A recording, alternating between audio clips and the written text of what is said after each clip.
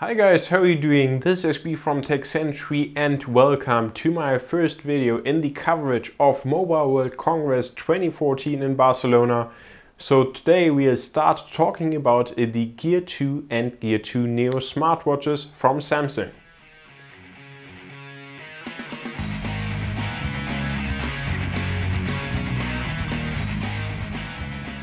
So actually one day ahead of the announcement of the Samsung Galaxy S5, Samsung already announced the Gear 2 as well as Gear 2 Neo smartwatches, and this is the successor to the original Galaxy Gear smartwatch. Now the first difference you already hear, and that's the name. So Galaxy is dropped from the name of the smartwatch, and we'll get to the reason why Samsung did that later in the video. But first, just looking at the different versions, we'll get the Gear 2, which is basically like the real successor to the first Galaxy Gear, and the Gear 2 Neo is basically just a cheaper version of that.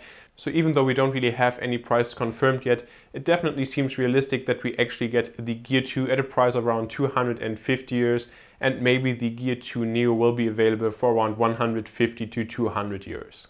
Now in terms of design, the Gear 2 and Gear 2 Neo look very similar to the first generation of the Galaxy Gear, but there's a big advantage, and that's that the camera is no longer integrated in the watch strap. So this time around you can actually just swap the watch strap because the camera isn't built into it any longer. And so if you don't like orange, you can like pick blue after purchase, and that's definitely nice to see.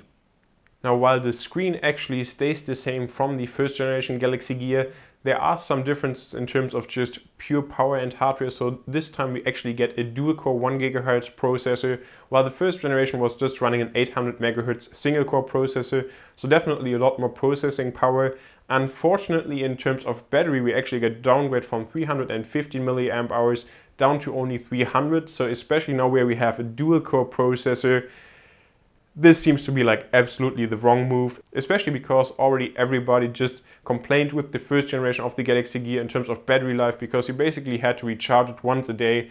And so that's definitely bad to see that the battery capacity went down, and also that we have a more powerful processor now, because it's very likely that the dual core processor will demand more power than just the single core from the first generation. Now the camera is actually still there, at least on the Gear 2. The Gear 2 Neo doesn't have a camera, but the camera on the Gear 2 was actually upgraded from VGA to now a 2 megapixel camera. So that's definitely a nice upgrade. It's now actually positioned above the display, so I could imagine that now you could actually have some decent like face-to-face calls on your wrist with this new Gear 2. But still, that's kind of weird, but at least it's a better camera now, and the placement is definitely now a lot better than it was on the first generation product.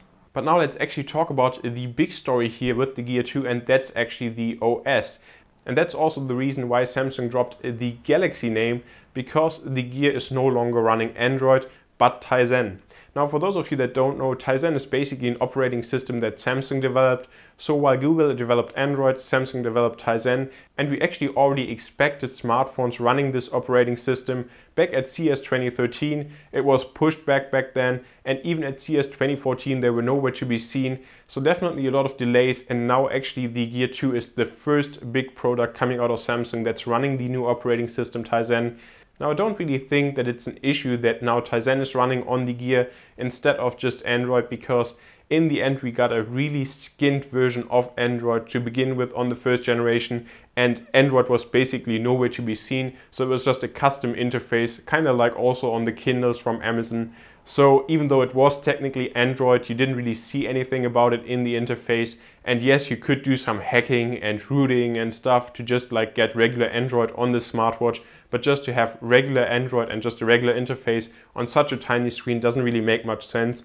So Tizen or Android doesn't really make too much of a difference on the Gear 2.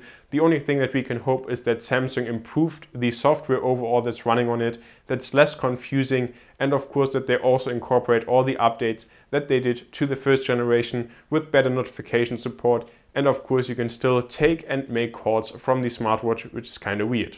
And so this also wraps up my video about the Gear 2 and Gear 2 Neo smartwatches. Thank you very much for watching. I hope that you enjoyed this video. Also let me know what you think in the comment section down below of the Gear 2. It was actually only announced like 6 months after the first generation of the Galaxy Gear. Did you buy the first generation, and are you now upset that already 6 months later we get the new generation? What do you think about Samsung opting for Tizen instead of Android? Would you have liked to see Android still on the smartwatch? And I'm just really interested to hear what you have to say.